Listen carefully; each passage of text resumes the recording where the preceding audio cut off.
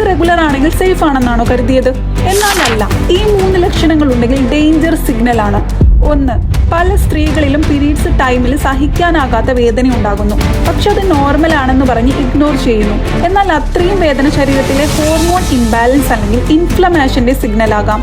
2. മറ്റൊരു പ്രധാന ലക്ഷണം പീരീഡ്സ് സമയത്ത് വളരെ ഹെവി ബ്ലീഡിംഗ് അല്ലെങ്കിൽ ക്ലോട്ട്സ് വരുന്നതാണ്. 2-3 മണിക്കൂറിൽ പാഡ് ചേഞ്ച് ചെയ്യേണ്ടി വരുന്നു.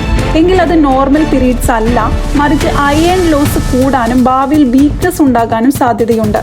3. പീരീഡ്സ് കഴിഞ്ഞിട്ടും ദിവസങ്ങളോളം കടുത്ത ക്ഷീണം, തലചുറ്റൽ, മൂഡ് ചേഞ്ച് എന്നിവ ഉണ്ടെങ്കിൽ അത് അയൺ ഡെഫിഷ്യൻസി അല്ലെങ്കിൽ തൈറോയിഡ് പ്രോബ്ലംസ് ഇതിന്റെ ഏർലി വാർണിംഗ് ആകാം. പീരീഡ്സ് റെഗുലർ ആയാലും ശരീരത്തിനുള്ളിൽ പ്രോബ്ലം സ്ലോലി ഡെവലപ്പ് ചെയ്യാം. അതുകൊണ്ട് ഇത്തരം ലക്ഷണങ്ങൾ ഇഗ്നോർ ചെയ്യാതെ ഏർലി കെയർ എടുക്കുന്നത് വളരെ പ്രധാനമാണ്.